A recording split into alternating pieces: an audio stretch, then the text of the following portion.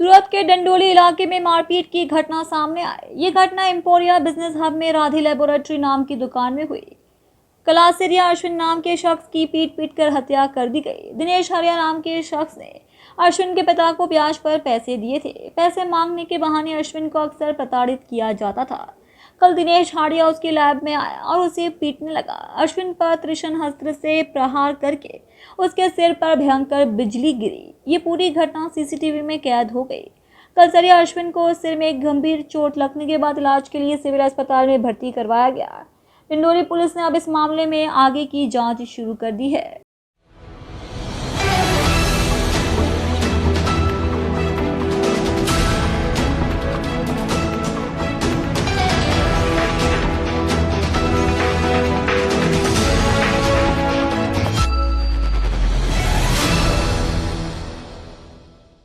મારું નામ કલસરિયા અશ્વિન વજુભાઈ છે।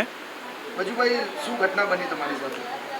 ગઈકાલે તારીખ 3ના રોજ હળિયા દિનેશ બાલુભાઈ નામનો શખ્સ મારી લેબ પર આવેલો હતો, જેના પાસેથી મારા પપ્પાએ 6 લાખ રૂપિયા લેલા છે।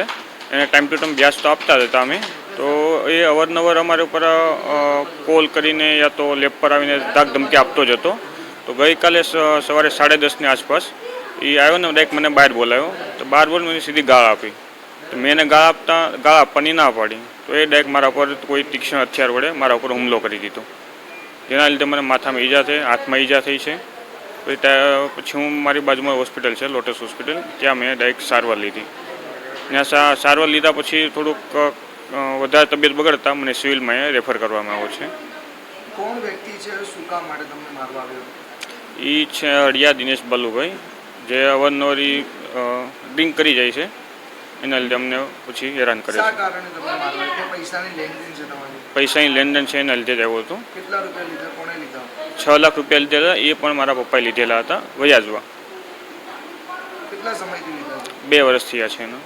તો શું કામ આ રીતના તમે હેરાનગતિ કરતો હતો? એ તો કંઈ ખબર નહીં કઈ રીતે, પણ એને મજા આવતી હશે તો જ આવતો હશે, ડ્રિંક કરીને આવી જાય છે। કાલે પણ કદાચ ડ્રિંક કરેલું જ હતું।